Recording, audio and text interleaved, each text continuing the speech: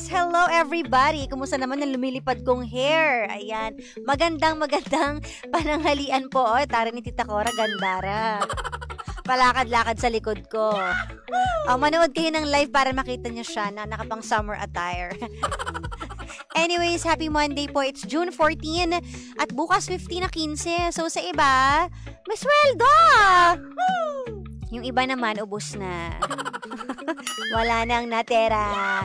Ngunit bakit tila walang natira? Anyways, it's Monday once again. Nakakalahati na po tayo ng July.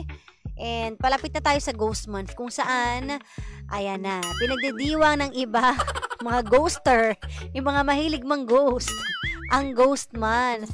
At marami ding nabibiktima ng panggo-ghosting. Diba? Talamak na po yan sa ngayon, ang panggo-ghosting. Yung bigla na lang maglalaho ng walang paalam. Kasi para sa kanila, it's the easiest way to do. Para nga naman walang period, walang sumbatan. Pero may karma kayo. Yun na lang masasabi ko. Ako yung masayang-masaya. Bakit ka masayang-masaya? Knowing that you're happy.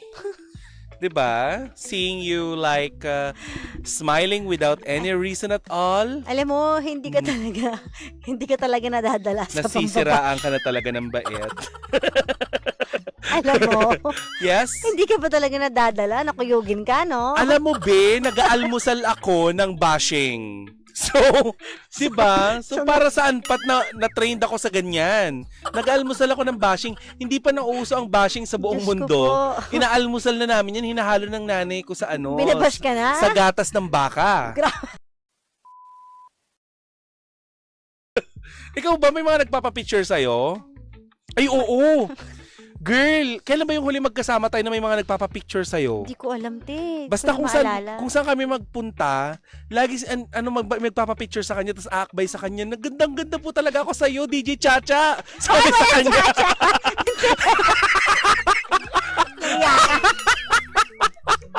Hoy, oo nga. Kailan yan?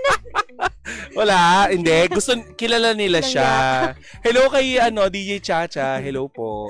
Mabait yan. No?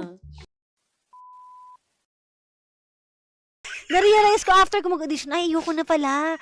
Hindi pala ako pang seryosong ganyan. Hindi ka talaga pang seryoso. 'Di ba? Tigilan mo.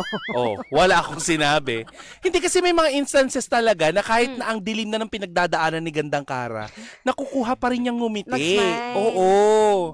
Kahit na Oh. siguro lagyan mo sa tagiliran, wala, ngingiti lang yan. Tapos tutumba na lang bigla.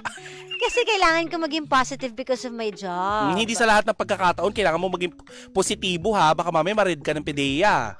Hindi! Iba naman yun! Ganong kapositibo, ano? Tawa kayo ng tawa. Yung mga bisita natin, tawa ng tawa para akala mo nag-entrance. Tsaka yung Para hindi mga nasisira. tapa. Oo, yung mga tapa, mga ganon. Oo, so, ang eksena, akitin mo siya. Ako yung other girl na dinala sa bahay. Ikaw yung Tapos, dinala. oo, hiwalay na kayo nun Papakilala mo sa akin. Oo. Hindi. Siya nga yung lalaki, siya magpapakilala nga sa'yo. pala siya magpapakilala. Alam mo naman yung kwento, be, di ba? And si Set. DJ Set. So, ganon. Papakilala ko siya sa'yo. Pero hiwalay na kayong dalawa. Okay? Eh, ipapakilala niya tayo. Ikaw yung jowa ko. Dati mo siyang asawa. Pero huwag mo seryosohin, ha? Baka pa yan, oy! Una sa lahat, papasa mo ng ina yan. Tsahin mo na yan. Ay, Diba? sa patsahin. Diba? Wag mo nga ako hawakan sa tagiliran ko. Sige na, minsan lang naman. Ano ka ba? May tahi ako dyan. Kakatanggal lang ng kidney. Kasi nga, di ba? Excuse me? Binenta ko para mabili ko yung motor mo. Doon ka nga. Excuse me. Yes, sige, daan ka na. Excuse me ka. Ador, sino yung kasama mong babae? Well. Sino siya? Ito nga pala si Gosang. Gosang, ito si Geraldine. Gosang? Ang baho ang pangalan. Wow, Gosang? Personal,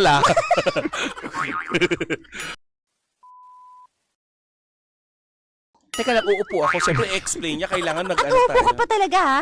Of course. Mabigat yung balakang ko bagong gawa. Sige.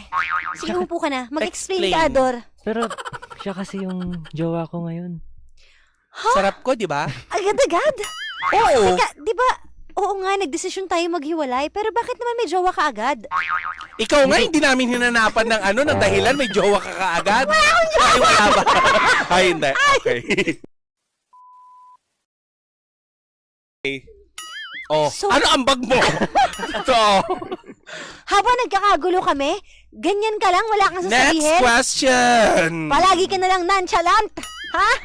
Siyempre, paano ako dadaan dito? Nag-aaway kayo. Parang Magkakilala si muna Queen kayo. Yasmin.